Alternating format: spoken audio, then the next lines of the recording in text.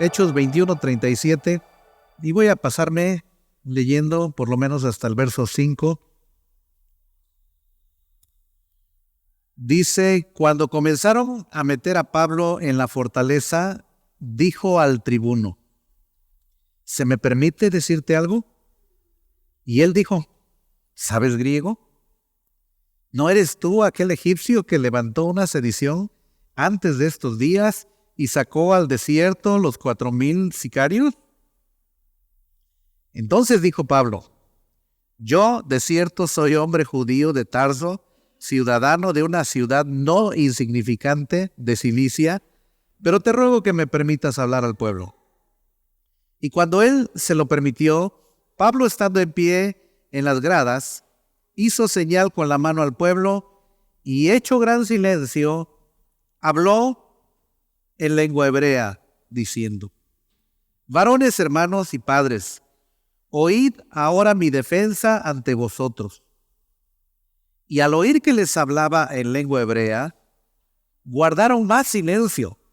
Y él les dijo: yo de cierto soy judío, nacido en Tarso de Cilicia, pero criado en esta ciudad, instruido a los pies de Gamaliel, estrictamente conforme a la ley de nuestros padres, celoso de Dios, como hoy lo sois todos vosotros. Perseguía yo este camino hasta la muerte, prendiendo y entregando en cárceles a hombres y mujeres. Como el sumo sacerdote también me es testigo, y todos los ancianos, de quienes también recibí cartas para los hermanos, y fui a Damasco para traer presos a Jerusalén también a los que estuviesen allí, para que fuesen castigados. Sigo leyendo. Pero aconteció que yendo yo, al llegar cerca de Damasco, como a mediodía, de repente me rodeó mucha luz del cielo, y caí al suelo y oí una voz que me decía: Saulo, Saulo, ¿por qué me persigues? Yo entonces respondí: ¿quién eres, Señor? Y me dijo: yo soy Jesús de Nazaret, a quien tú persigues. Y los que estaban conmigo vieron a la verdad la luz y se espantaron, pero no entendieron la voz del que hablaba conmigo. Y dije: ¿qué haré, Señor? Y el Señor me dijo: levántate y ve a Damasco, y allí se te dirá todo lo que está ordenado que hagas. Y como yo no veía a causa de la gloria de la luz, llevado de la mano por los que estaban conmigo, llegué a Damasco. Entonces uno, llamado Ananías, varón piadoso según la ley, que tenía buen testimonio de todos los judíos que allí moraban, vino a mí y acercándose me dijo: hermano Saulo, recibe la vista. Y yo en aquella misma hora recobré la vista y lo miré. Y él dijo: el Dios de nuestros padres te ha escogido para que conozcas su voluntad y veas al justo y oigas la voz de su boca, porque serás testigo suyo, porque serás testigo suyo a todos los hombres de lo que has visto y oído. Ahora pues, ¿por qué te detienes? Levántate y bautízate y lava tus pecados, invocando su nombre. Y me aconteció, vuelto a Jerusalén, que orando en el templo me sobrevino un éxtasis. Y le vi que me decía: date prisa y sal prontamente de Jerusalén, porque no recibirán tu testimonio acerca de mí. Yo dije: Señor, ellos saben que yo encarcelaba y azotaba en todas las sinagogas a los que creían en ti. Y cuando se derramaba la sangre de Esteban, tu testigo, yo mismo también estaba presente y consentía en su muerte. Y guardaba las ropas de los que le mataban. Pero me dijo: ve, porque yo te enviaré lejos a los gentiles. Padre, te damos gracias por tu palabra. Gracias, Señor, porque tu palabra es inspirada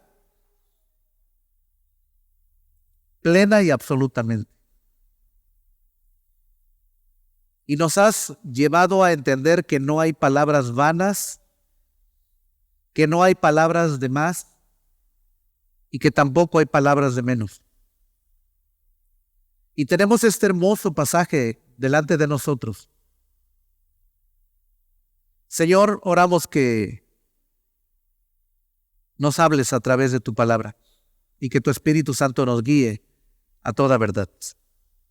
Que por favor, Señor, acomodes lo espiritual a lo espiritual mientras pasamos por estos versículos de tu palabra. Te lo rogamos, Dios, y te damos gracias y lo hacemos en el nombre de tu Hijo amado Cristo Jesús. Amén. He titulado mi sermón de hoy basado en este pasaje, La historia de la conversión de un hombre. Pero no es un título demasiado rebuscado, ¿verdad? La historia o el testimonio de la conversión de un hombre. Estaba pensando que algunas veces escuchamos testimonios de conversión de personas que se han convertido a Cristo Jesús y que han sido realmente impactantes. ¿Puedes recordar a alguien? ¿Alguien? ¿Puede venir a tu mente alguien de quien escuchaste que se convirtió así? A lo mejor era ateo, a lo mejor era muy religioso, a lo mejor era un criminal, a lo mejor, no sé, qué fue lo impactante. Y de pronto están esas personas que tienen testimonios tremendos de conversión y nosotros, ¿verdad? Y entonces nos sorprendemos y nos bendice, pero la verdad es que, hermanos, en la conversión de cada uno de nosotros hay algo extraordinario, ¿cierto? Alguien dice, bueno, hermano, es que pues yo no caí en todas esas cosas que cayó el hermano fulano y cómo Dios lo rescató. Bueno, Dios te libró de caer en esas cosas porque quería rescatarte, quería salvarte, quería hacerte su hijo y quería ponerte entre su pueblo. ¿No es extraordinario eso?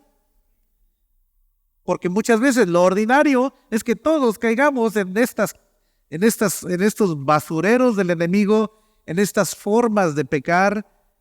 Y alguien dice, pero es que yo no caí. Bueno, dale gracias a Dios que Él te guardó y que Él estaba guardándote desde antes de que pudieras venir a sus pies. Pero ahora estás en Cristo. Entonces, hay algo especial.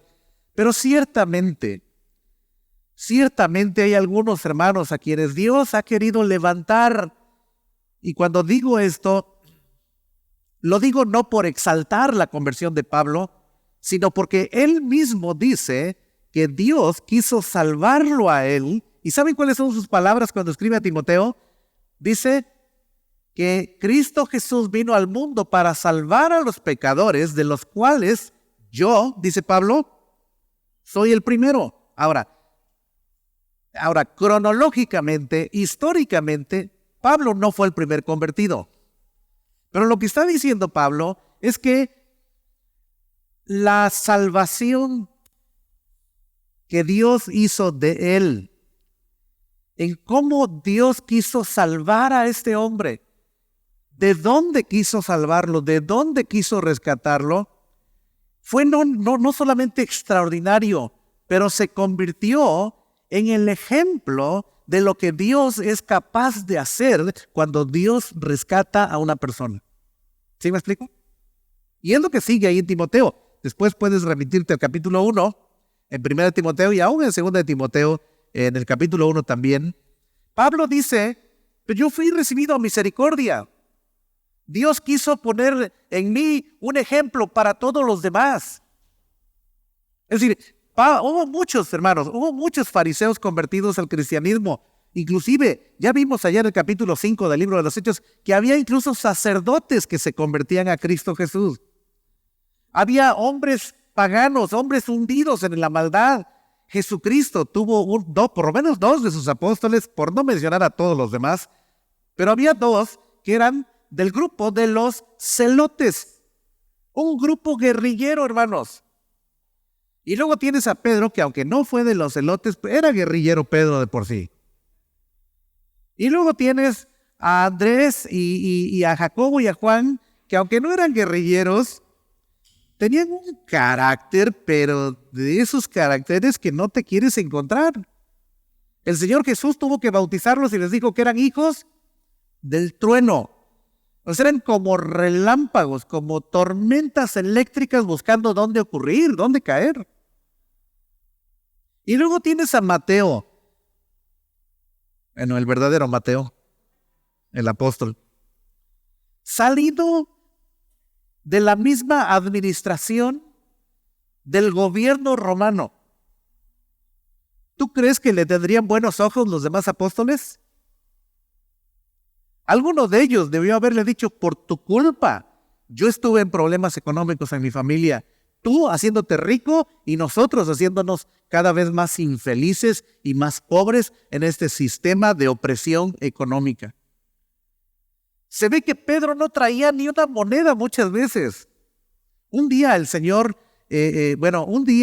los fariseos le dijeron a Pedro, le dijeron: oye, ni ustedes ni su maestro pagan el impuesto del templo. Porque había el impuesto romano y había el impuesto para el templo. O sea, había un impuesto que pagar si eras judío.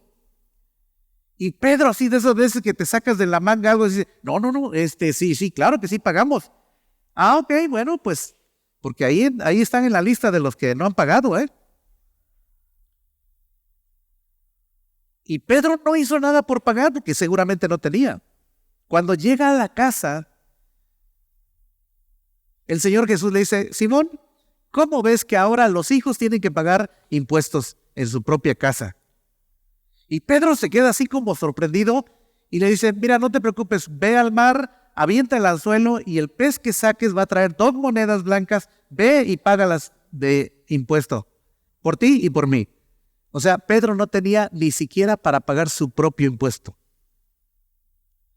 O sea, todo este es el cuadro tremendo de hombres y mujeres siendo convertidos al Señor Jesucristo, hermanos.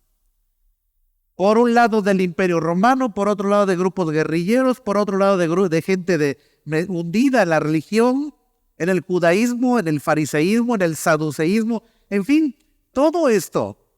Pero hay la conversión de uno, y es este hombre. Ahora, ¿por qué estoy haciendo este énfasis? Pues porque Lucas, inspirado por el Espíritu Santo de Dios, lo hace. ¿Sabes cuántas veces relata el testimonio de la conversión de Pablo? 3 veces. Cuando ocurrió allá en Hechos 9, esta es la segunda vez, y en el capítulo 26, otra vez Pablo va a contar su testimonio de conversión. Pero lo interesante, probablemente Pablo compartió su testimonio de conversión muchas veces. Pero es interesante que Lucas, guiado por el Espíritu Santo de Dios, haya registrado más de una vez la conversión de Pablo. Y esta es la segunda vez. Bueno, a mí me encanta porque veíamos el otro día, ¿verdad? Las fotos estas de Jerusalén, la ciudad de Jerusalén, y la torre, conocida como la Torre Antonia, que era un búnker, era un cuartel militar ahí. Y llevaron a Pablo ahí. Tuvieron que salvarlo. Pero antes de llevarlo ahí, Pablo pidió permiso para hablar. ¿Vieron el pasaje que leí, los últimos versículos del capítulo 21? Lo lleva el tribuno. Y le dice: oye, ¿me permites decirte algo? Y el tribuno le dice: ¿sabes griego? ¿Sabía griego Pablo? Pues quizá nada más sabía griego, hebreo, arameo. Si había algún dialecto en Tarso, también hablaba. Quizá hablaba latín. Y no sé si hablaba español. Pero por lo menos 5 o 6 idiomas. Quizá hay quienes han dicho 8 idiomas. No lo sé. Lo que sí sé es que cuando escribe a los corintios están orgullosos, están envanecidos de que hablan en lenguas. Y dice Pablo: yo le doy gracias a Dios que hablo más lenguas que ustedes y no tengo que estar presumiendo que hablo en lenguas en mi culto. Bueno, ese es otro asunto. Entonces Pablo habla griego. ¿Hablas griego? Sí. ¿No eres tú el egipcio, aquel que revoltoso, aquel que levanta? Vamos a verlo. Vean ustedes, porque se me hace que se durmieron ustedes mientras yo leía, Dice en el versículo 38, ¿no eres tú aquel egipcio que levantó una sedición antes de estos días y sacó al desierto? ¿A cuántos? 4,000 sicarios. Ahora no voy a explicar esto, pero ¿no eres tú aquel egipcio? Y Pablo dice: no. no, yo no soy ese egipcio. O sea, lo que revela aquí es que de pronto sí había insurrecciones, había este tipo de hombres que se levantaban, que jalaban a un grupo de personas, y a veces en el nombre del pueblo, y a veces en el nombre de la religión, y a veces en el nombre de Dios. Pero siempre había estos insurrectos que se jalaban a un grupo de hombres y que al rato mataban al líder, y pues el grupo de hombres se acababa.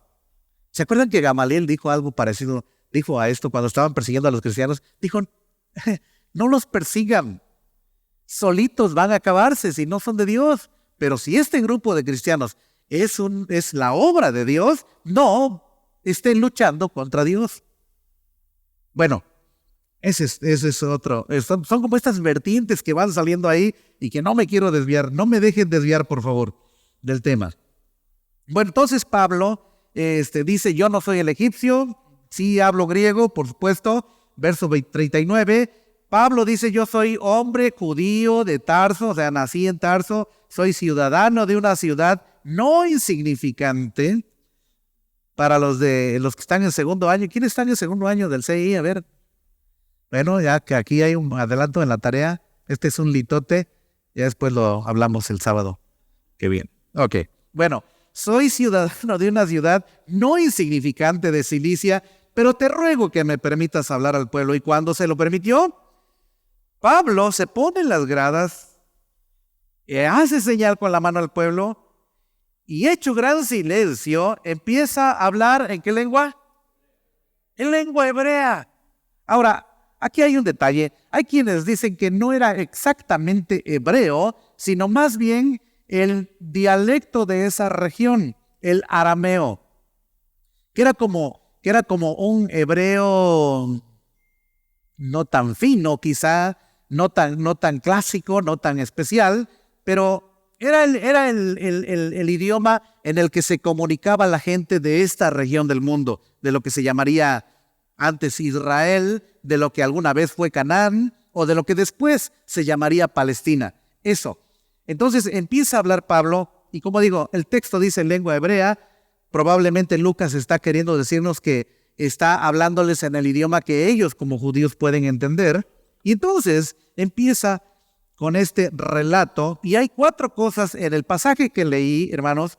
Hay 4 cosas que van a resaltar aquí. ¿Se los puedo dar? La primera es, va a relatar su vida como perseguidor antes de su conversión. Segundo, va a relatar su encuentro extraordinario con Jesucristo. Tercero, va a relatar la encomienda que el Señor le dio. Y cuarto, va a relatar cómo el Señor le protegió. ¿Ok? 4 cosas. ¿Ya se las grabaron?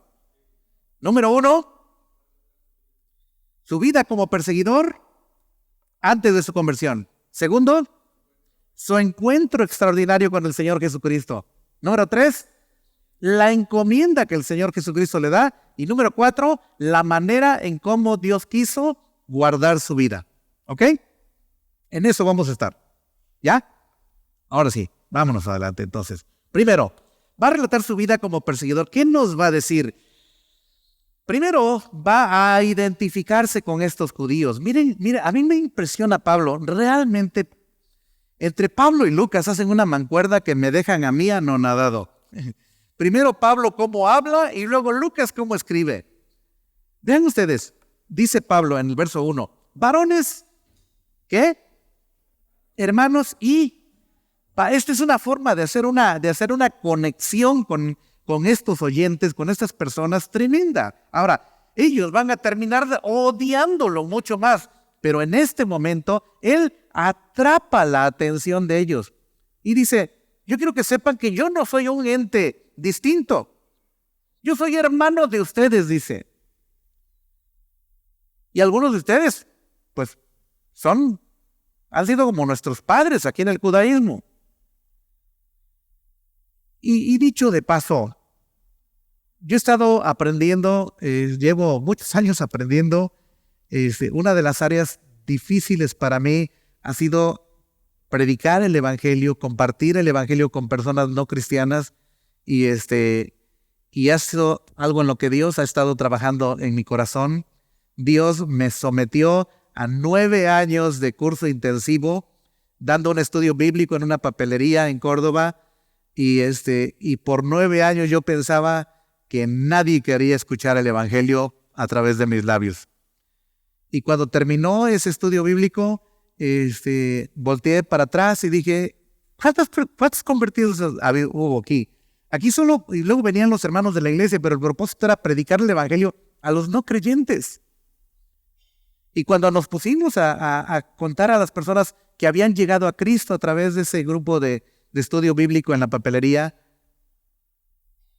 fueron 14 personas que vinieron a los pies de Cristo. ¿Saben? Después de que terminó ese estudio, a los meses, Dios los trajo a la cumbre. Y yo dije, Dios, yo no puedo compartir el evangelio. Me cuesta mucho yo puedo abrir una conversación. Ponme a la persona que quieras para abrir una conversación y la voy a abrir. Mi problema era el momento de decirle, oye, está fuerte el sol, ¿no? Pues quiero hablarte de Cristo. O sea, yo digo, está fuerte el sol, pero pues a lo mejor al rato llueve, ¿no? Y el viento está bueno, ¿no? Y yo puedo seguirme la conversación hablando del clima. ¿Te ha pasado así? ¿Les pasa a algunos de ustedes así? Bueno, por lo menos no soy el único. Pero Dios ha estado, y sé que Dios ha capacitado a algunos de ustedes de una manera extraordinaria, y Dios ha estado trabajando en mi corazón, y he tenido muchas veces que hacer como Pablo, compartirles mi testimonio de cómo Dios rescató mi vida, y entonces sí, porque la gente quiere escuchar qué ha pasado, cómo fue que llegaste a este punto donde estás, y entonces cuando puedo hacer eso, puedo decirles, ha sido Jesucristo el que ha cambiado mi vida. Entonces, te paso ese tip. Bueno, te paso ese tip de Pablo. Pero miren cómo se identifica Pablo. Va a decir que es un judío, que es nacido en Tarso, que se educó en Jerusalén. Vean lo que dice en el verso 2. 3, perdón. De cierto, ¿soy qué? Soy judío. O sea, está haciendo el conecte. Soy judío. Yo nací en Tarso de Cilicia. Entonces todo el mundo pensaría, ok, en Tarso hay una sinagoga, por lo menos una, de los judíos, pero criado, ¿dónde? En esta ciudad, o sea, nací allá, pero aquí hice mis estudios. ¿Dónde? En donde estaba la crema innata de la doctrina o de la teología judía, lo más espeso de la teología judía estaba en Jerusalén. ¿Sabías eso? Dice, o sea, como para decir, ¿saben qué? Yo conozco la doctrina judía, yo conozco la teología más fuerte aquí, yo conozco las escuelas rabínicas. Pablo seguramente había tenido en sus manos estos libros judíos de los que menciona Alfred Edersheim. ¿Te acuerdas, hermano Dan? La Midrash, la Gadá, la Khan, el Talmud, el Samaritano, no sé cuántas cosas. Me di a la tarea de leer 178 páginas de Edersheim y no entendí nada, hermano. Entonces, solo se me quedaron esos nombres. Pero bueno. Pero Pablo debió haber tenido todos estos libros. Él conocía muy bien. Entonces, fui criado en esta ciudad. Y miren, dice, yo fui instruido a los pies de ¿quién? De uno de los más grandes en Israel. Y es que Gamaliel había sido un alumno de otro de los grandes llamado Hillel. Y no tengo mucho tiempo para contarles, solo créanme que fueron de los maestros más grandes en el judaísmo en el tiempo del Señor Jesús y un poco antes. Y que ellos generaron toda una escuela de interpretación judía, inclusive hasta el día de hoy. Pero en ese momento era lo más fuerte que había de las escuelas rabínicas. Sí, estrictamente conforme a la ley de nuestros padres, celoso de Dios como ahora lo sois vosotros. ¿Y qué dice? ¿Qué dice hablando de su actitud como defensor? Versículo 4. ¿Qué hacía? Perseguía yo. ¿Qué perseguía? Este camino. Esta forma de vivir, esta forma de creer, esta forma de pensar, yo la perseguí, dice. O sea, ustedes piensan que ustedes están empezando la guerra contra el cristianismo. No es cierto. Yo la empecé, dice. Yo fui el primero en esto. Perseguí este camino hasta la muerte, prendiendo y entregando en cárceles a hombres y mujeres. Y dice, oye, ¿y quién sabe de esto? Verso 5. Como el sumo sacerdote también me es testigo, dice. Él sabe de lo que estoy hablando. O sea, esto no fue hace 50, 80 años. El sumo sacerdote, él es testigo, y los ancianos, incluso ellos escribieron las cartas que yo llevaba como autorización para ir a encarcelar a los cristianos de Damasco. Bueno, seguimos. Verso 5. Para traerlos presos a Jerusalén y que estuviesen allí para que fuesen castigados. Ok, este es el relato entonces de su vida como perseguidor. ¿Por qué perseguía? Pues por toda una ideología que traía en su cabeza. Ellos eran celosos, ellos estaban dispuestos a morir. Oye, si están dispuestos a morir, ¿sabes qué significa eso? Que están dispuestos a matarte antes de que ellos se mueran. ¿Hay gente celosa de su religión hoy en día? Sí. Sí hay. Bueno, ese es el primer punto entonces. Básicamente da un resumen de cómo fue él como judío perseguidor. ¿Qué pasó en ese lapso? Pues mira lo que dice el 6. Pero aconteció que yendo yo al llegar cerca de Damasco, como a mediodía, de repente me rodeó mucha luz y caí al suelo. Y aquí es donde empieza lo interesante del testimonio de Pablo. Me encantó en el viaje que hicimos, estuvimos allá cerca del monte Hermón y Leslie, el guía, nos enseñó un monte, allá arriba una fortaleza, ¿se acuerdan, hermanos? Una fortaleza allá arriba, y nos dijo que por ahí pasaba el camino que subía, para los que venían de Israel, que irían a Damasco, tenían que pasar por esa zona. Yo estaba mirando esa torre y yo decía, de aquel lado está Damasco. Este es el camino por donde el apóstol, antes de ser apóstol, por donde Saulo de Tarso debió haber subido y bajado, y justo al estar frente a Damasco, cerca de Damasco, de pronto algo pasa. Y lo que Pablo va a decir es que Jesucristo tuvo un encuentro personal con él. Vamos a ver qué sigue. Verso 7. La voz del cielo le dice, Saulo, Saulo, ¿por qué me persigues? ¿Qué indica esto? Esto indica que la iglesia, hermanos, vean ustedes, ¿a quién está persiguiendo Saulo? Está persiguiendo a cristianos. Y la voz le dice, ¿por qué me estás persiguiendo? Y entre este relato y el relato del capítulo 9, entendemos que Pablo está diciendo que al estar persiguiendo a los cristianos era estar haciéndole la guerra al Señor Jesús. Es decir, estás persiguiendo a los cristianos, es como si estuvieras persiguiendo directamente a Cristo. Vean lo que sigue ahí en el versículo 8. Yo entonces respondí, ¿quién eres, Señor? Y me dijo, yo soy Jesús de Nazaret. Por si te quedaba duda, dice Pablo que la voz le dijo, yo soy Jesús de Nazaret, a quien tú persigues. Entonces, ¿qué indica esto? Indica que la iglesia, los hijos de Dios, tienen una relación vital con Cristo. También indica que la iglesia, hermanos, los hijos de Dios, somos propiedad de Cristo y de nadie más. O sea, hay una relación estrecha. Si eres cristiano hoy, si eres un hijo de Dios, tú tienes una relación vital con Cristo. ¿Saben que una de las figuras en el Nuevo Testamento de nuestra relación con Cristo es la figura del matrimonio? Y saben que la Biblia dice, bueno, Adán lo dijo allá en Génesis capítulo 2, esto es ahora hueso de mis huesos y carne de mi carne. Ahora somos uno, hay una unidad entre nosotros, una unidad indivisible, inseparable. Por eso cuando hay ruptura del matrimonio hay tantos estragos, porque ahora eran una unidad. Sí. Pero vean lo que sigue de Pablo. Pablo pregunta algo muy importante en el verso 8. Entonces respondí, ¿Qué fue lo que respondió Saulo? ¿Quién eres, Señor? Y Pablo descubre por primera vez que Jesús no está muerto, hermano. ¿Estás dándote cuenta de lo que estaba diciendo Saulo? Dice, hermanos, yo estaba persiguiendo a los cristianos porque a Jesús ya lo habíamos matado. Pero la voz que está hablando conmigo me está diciendo, yo soy Jesús de Nazaret, a quien tú estás persiguiendo. En otras palabras, yo, como dice en Apocalipsis, yo soy el que vivo, aunque estuve muerto. Hermanos, nuestro Cristo está vivo. Gracias a Dios.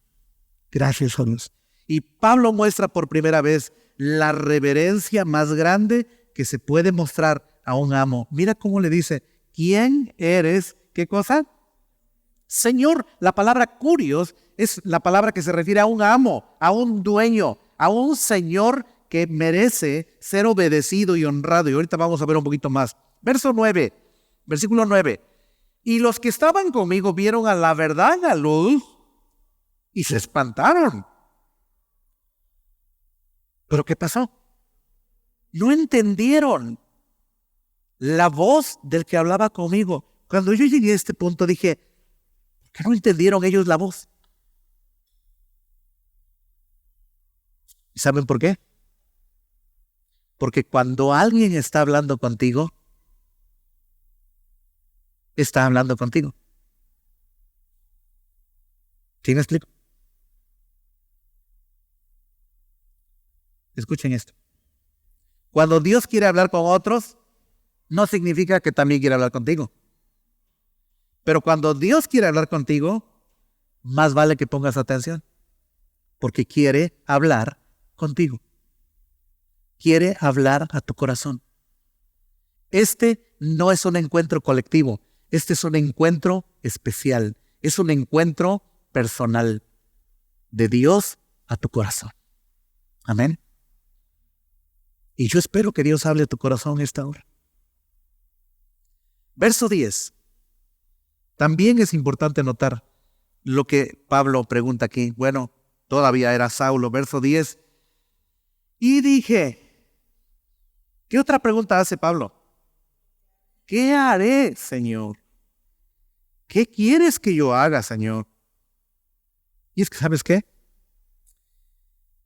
Dios quiere ser el dueño de tu mente, el dueño de tus pensamientos, quiere ser el dueño de tus pies, de tus manos, de tus labios, el dueño de tus emociones. Quiere que tu corazón esté rendido en obediencia. Por eso Pablo dice, ¿qué quieres que yo haga, Señor? ¿Qué es lo que debo hacer, Señor? ¿Qué voy a hacer? Quiero que veamos 2 Corintios 10:5. Estas son palabras de Pablo ahora, ya como apóstol, ya como un hijo de Dios maduro, y él sabe lo que significa cuando le dices al Señor, Señor, dime qué quieres que yo haga. Mira lo que Pablo dice en 2 Corintios, capítulo 10, versículo 5. Ahí lo tienes en pantalla si te cuesta encontrarlo. Dice Pablo, derribando argumentos y toda altivez que se levanta contra el conocimiento de Dios. Y mira lo que sigue. Y llevando cautivo. ¿Qué cosa? Todo pensamiento a la obediencia a Cristo. ¿Qué es lo que debo hacer, Señor? ¿Qué quieres que yo haga? Dice en el capítulo 9. Señor, ¿quién eres? ¿Y qué quieres que yo haga? Ok. Qué buena pregunta, Pablo. Qué buena pregunta, Saulo de Tarso. Porque justo vengo a hablar contigo. Vengo a rescatar tu vida porque tengo algo especial para ti. Y ahora sí, entramos al tercer punto. Al asunto de la encomienda que el Señor le da. Versículo 12. Vamos al verso 12 en adelante. Versículo 12. Dice entonces, versículo 10. ¿Qué haré, Señor? Y el Señor me dijo, levántate y ve a Damasco y allí se te dirá todo lo que está, ¿qué cosa? Todo lo que está ordenado que hagas. Y como yo no veía, dice Lucas que se había quedado ciego. A causa de la gloria de la luz, llevado de la mano por los que estaban conmigo, llegué a Damasco. Entonces uno llamado Ananías, varón piadoso según la ley, que tenía buen testimonio de todos los judíos que allí moraban, vino a mí y acercándose me dijo, ¿cómo me dijo? Hermano Saulo, eso está hermoso. Ahora sí ya es hermano, ¿verdad? Hermano Saulo, recibe la vista. Y yo en aquella misma hora recobré la vista y lo miré. Y él dijo, miren esta revelación hermosa. El Dios de nuestros padres, ¿qué ha hecho? Te ha escogido para que conozcas su voluntad y veas al justo y oigas la voz de su boca. 15, porque serás testigo suyo a todos los hombres de lo que has visto y oído. Estas son cosas increíbles, hermanos. 5 cosas. Primero, Dios te ha, ¿qué cosa? Escogido. Y hermanos, esto tira por tierra aquella ideología de un hombre que se llamó Arminio, que dijo que eres tú el que escoges a Dios y que si tú escoges a Dios, entonces Dios te escoge a ti. Cuando mis hijos estaban chiquitos, todos decíamos, ahora resulta que la cola quiere mover al perro. Ahora resulta que tú y yo tenemos el poder para elegir a Dios y entonces Dios me elige a mí. ¿Sabes qué? Estaba escuchando en esta semana a un hermano que decía, si yo elijo primero a Dios y después Dios me elige a mí, en realidad Dios no está eligiendo nada. ¿Sí me entiendes? Porque si yo ya lo elegí a Él, ya no necesito que Él me elija a mí. ¿Para qué necesito? Yo ya lo elegí a Él. Además, Él está dispuesto a que lo elijan. Entonces solo hay que elegirlo y ya.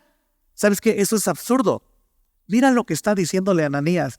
Dice, el Dios de nuestros padres te ha elegido. ¿Sabes qué? ¿Sabes cómo se llama eso? Se llama elección soberana.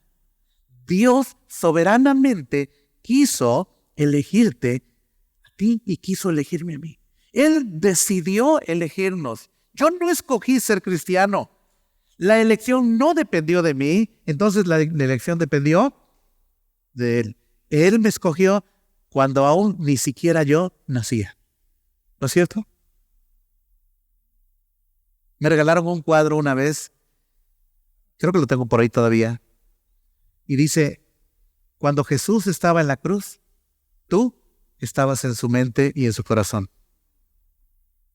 Bueno, es una forma poética, ¿verdad? De decirlo. Dios estaba pagando el precio para rescatar tu vida. Oye, hermano, pero eso fue hace 20 siglos. Así es. Él hizo todo 20 siglos antes de que tú aparecieras en este planeta. ¿Ya viste qué tan soberana es la elección que Dios hizo de ti? Segundo, te ha escogido para que conozcas su voluntad, para que aprendas lo que Él quiere de ti, lo que Él quiere para ti, para que experimentes en tu propia vida, para que andes en el camino por donde Él quiere que andes. Eso es lo que Ananías está diciéndole aquí. No solamente te ha escogido, pero te ha escogido para que conozcas su voluntad. 3, te ha escogido para que veas al justo. ¿Quién es el justo, hermanos? Cristo. Que veas lo que Jesucristo es capaz de hacer en alguien como tú, Pablo. Que lo veas obrando en tu vida y en la vida de otros a tu alrededor. ¿Sí? Que puedas mirarlo. Que puedas darte cuenta de cómo cuando Dios llega a la vida de una persona, ¿sabes qué? Esa persona jamás vuelve a ser igual. Porque si eres todavía igual que como has sido toda tu vida, entonces necesitas un encuentro con Jesucristo. Y quizá Dios te trajo hoy para tener un encuentro con Él. 4, te ha escogido para que oigas la voz de su boca. En otras palabras, para que aprendas a escuchar su palabra, para que aprendas a conocer y a distinguir su voz de todas las demás voces. Miren, Juan 10:27, el Señor Jesús dijo, mis ovejas oyen mi voz y yo las conozco. ¿Y ellas qué hacen? ¿Oíste?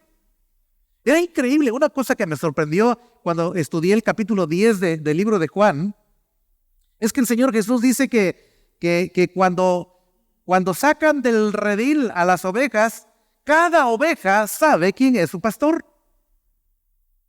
Y esto me llamó mucho la atención. Dije, pues no es un redil, no es un corral para un rebaño nada más, del rebaño del pastor. No, en el invierno guardaban muchos rebaños en un solo lugar, en una especie de corral hecho de piedras. Y las ovejas se calentaban entre ellas para que el frío no las matara. Y al otro día, cuando el portero abría, salían todas las ovejas. Y la pregunta es, ¿qué oveja es de cuál pastor? ¿Y sabes qué dice? Cada oveja conoce a su pastor. Y por eso Jesús concluye diciendo, mis ovejas oyen mi voz. Yo sé quiénes son mis ovejas. Hay algunas que son chivos y quieren, ¿cómo se dice? No bramar, ¿verdad? Balar, ¿es la palabra? Quieren balar como si fueran ovejas, pero se les ven los bigotes de chivo.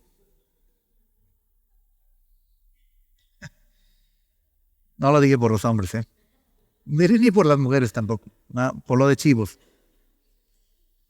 Ahora tendrás que demostrar que ya eres una oveja de su rebaño. Y 5, te ha escogido porque quiere hacerte su testigo. Dios ahora quiere usar tu vida. Dios quiere que le compartas al mundo no tu testimonio. Quiere que le compartas al mundo el testimonio de Dios en tu vida. ¿Saben por qué? Porque muchas veces cometemos un error, hermanos, cuando le compartimos a la gente de Cristo. Y a veces decimos, es que te quiero contar cómo era yo y cómo soy ahora. ¿Verdad? Y había por ahí un cantito que yo me aprendí cuando era adolescente, de allá aprendí a tomar, allá aprendí a fumar, allá aprendí a... ¿Te acuerdas, Andrew? ¿Te acuerdas ese canto? No. ¿No? Soy más viejo que tú entonces. Yo decía, allá aprendí a fumar, allá aprendí en ese mundo malo. Y ahora soy tan bueno, mírenme. Ahora estoy limpiecito de mi cuerpo, ahora soy tan buena persona, soy amable, soy cariñoso, soy misericordioso. No, hombre, soy la persona que tú quisieras tener contigo siempre. Un día una hermana me dijo, ay, hermano, su esposa debe ser muy feliz porque usted siempre se anda riendo. Le digo, no, pregúntele. No siempre me ando riendo, le digo. ¿A poco no siempre? Digo, no, por ejemplo, cuando duermo en serio.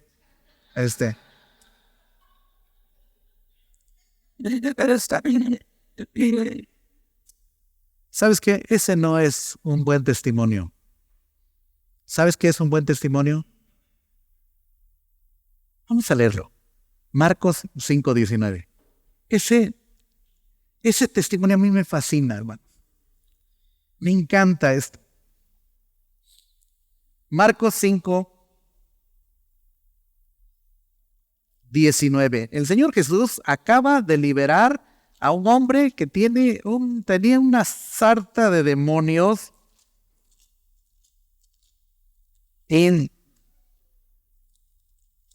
Desde que leí por primera vez este pasaje, es un pasaje muy, muy hermoso. Y este hombre, yo me acuerdo que me dio mucha tristeza cuando yo era adolescente, porque este hombre quiere seguir al Señor Jesús después de que el Señor Jesús lo ha liberado de estos demonios. Y el Señor Jesús le dice, no puedes ir conmigo. Y yo me acuerdo que me puse a dije, Señor, aquí estaba tu apóstol número 13. ¿Por qué no te lo llevaste, Señor? O sea, si yo me quisiera ir contigo, no me llevarías tampoco. Esas eran mis conclusiones de un niño de 11, 12 años. Pero me encantó lo que sigue. Verso 19. Mas Jesús, ¿qué dice? No se lo permitió, sino que le dijo, ahí está, vete, ¿a dónde? Vete a tu casa. ¿A quiénes? A los tuyos. Y mira lo que sigue. Y cuéntales, ¿qué cosa? Cuéntales cuán grandes cosas el Señor ha hecho contigo. Y cuéntales cómo ha tenido misericordia de ti. Hermano, ese es el testimonio que Dios quiere que cuentes.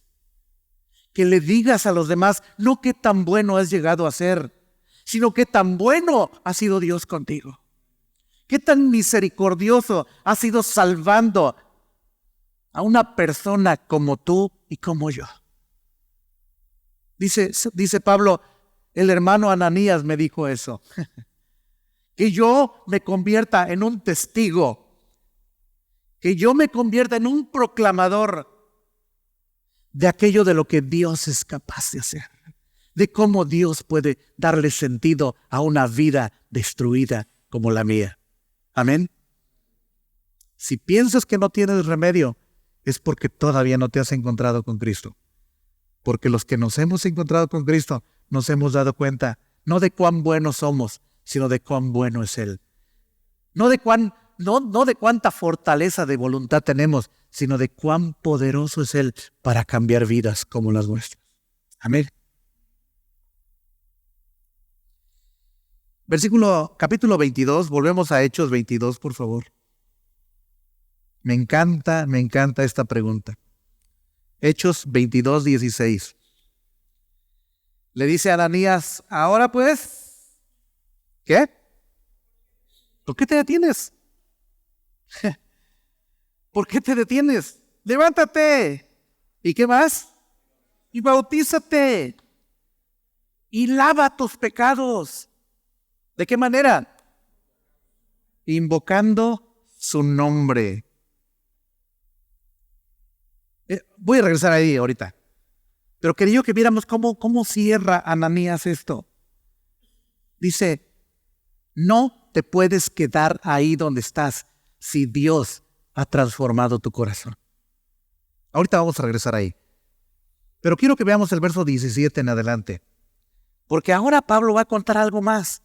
Dice, y me aconteció vuelto a Jerusalén que estando en el templo, me sobrevino un éxtasis, una especie de visión, una revelación espiritual a Pablo. Y le vi que me decía, dice, date prisa y sal prontamente de Jerusalén. ¿Por qué? Porque no recibirán tu testimonio acerca de mí. Ahora, debo decirles algo aquí, un poquito de contexto. Pablo quiere predicar el evangelio ahora donde quiera y a quien quiera, ¿cierto? De hecho, él hace planes para predicar el evangelio y él quiere predicarle a los judíos en Jerusalén. Él está determinado a dar su vida por Cristo, como ya lo dijo antes. Entonces, él va a Jerusalén y él quiere predicar ahí y quiere asegurarse de que cada judío en Jerusalén escuche el evangelio de Cristo. ¿Y sabes qué le dice Cristo? Pablo, quiero que salgas de aquí, porque no te van a escuchar aquí. Y dice Pablo, pero Señor, ellos saben de lo que yo les digo. Ellos conocen mi testimonio antes de Cristo. Ellos saben cómo fui. Ellos seguro me van a escuchar porque yo tengo las evidencias, tengo las pruebas. Ellos mismos conocen cómo fue mi vida y cómo es mi vida hoy, Señor. Y dice el Señor, Pablo, vete de aquí, porque solamente no te van a escuchar aquí, pero vete de aquí porque yo tengo algo mejor para ti. Vean lo que sigue en el verso 21. Pero me dijo, ve, ¿por qué? Porque yo te enviaré a los gentiles. Entonces, del verso 17 y 18 yo concluyo que Pablo está queriendo predicar, pero el Señor tiene algo mejor. Y vino a mi mente esto, que a veces es bastante coloquial. Es como si el Señor estuviera diciéndole a Pablo, Pablo, asegúrate de que nunca estés en el lugar incorrecto, en el momento incorrecto. ¿Han oído eso? Oye, ¿por qué le pasó esto? Pues porque estaba en el lugar incorrecto, en el momento incorrecto. Asegúrate de no estar ahí donde Dios no te quiere. Y Dios va a guardar tu vida. Del verso 19 y 20, Pablo, nunca pongas tu filosofía del éxito por encima de lo que Dios tiene planeado. Es que ya tengo el plan, ya sé cómo los voy a convencer. ¿Han oído alguna vez a alguien así? Es que ya sé, ya hice el plan, hermano, ¿eh?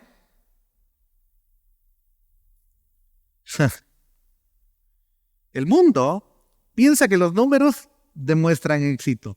El mundo piensa que la gente se doblará ante las evidencias científicas, históricas, filosóficas, pero no es así. Recuerda que el mundo no se humilla ante Dios por falta de evidencias. No se humilla ante Dios por falta de humildad. ¿Sí me explico? ¿Cuántas evidencias necesita una persona para venir a los pies de Cristo? Realmente ninguna.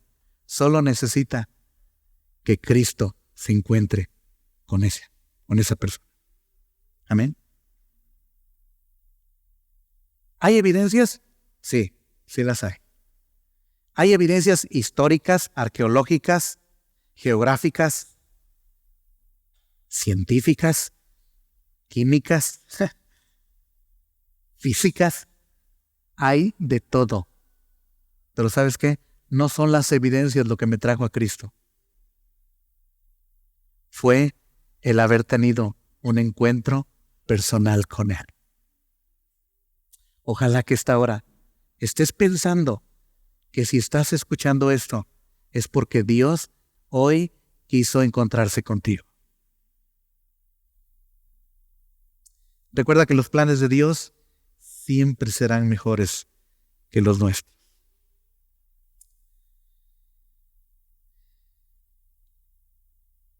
A manera de conclusión, quiero cerrar con el verso 16. Pablo dice que Dios lo escogió y lo salvó aún cuando antes él había sido un opositor de Dios. Pero ahora Pablo es un hijo de Dios. Ahora Pablo es un creyente, es un siervo de Dios. Y la pregunta que Ananías le hace es la pregunta que creo que nos viene bien a todos. ¿Por qué te detienes? Aquí decimos, ¿qué te detiene de venir a Cristo?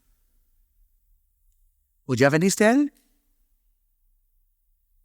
Pues si ya veniste a Él, entonces, levántate. ¿Y qué más? Bautízate. Si no has obedecido al Señor en el bautismo,